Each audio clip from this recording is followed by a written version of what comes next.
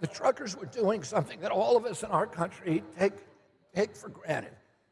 They were assembling to petition their government about something that they thought was important, which was that the impacts, the financial impacts of the mandates on their businesses. If you look at the videos of that event, it was like Woodstock. People were giving out water bottles, they were picking up trash, they were playing music, they were being kind to each other.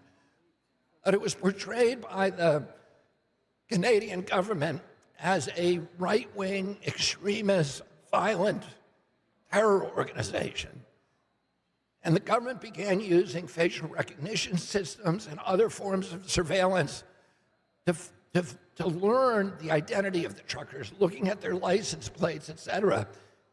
And then it froze their bank accounts. And it froze their $12 million PayPal account.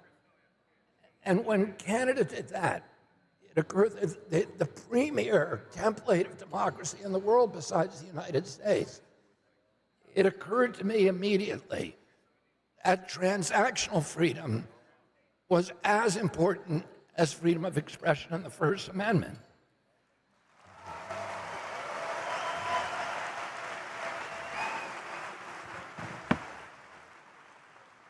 Because if the government has the capacity, none of these truckers were charged with a crime, much less convicted.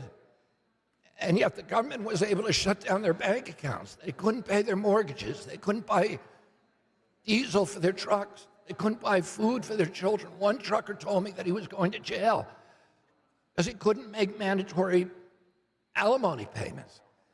And if a government is able to starve you, to evict you from your home, if you speak out against it, if you criticize government policies, then we are on the road to totalitarianism and slavery.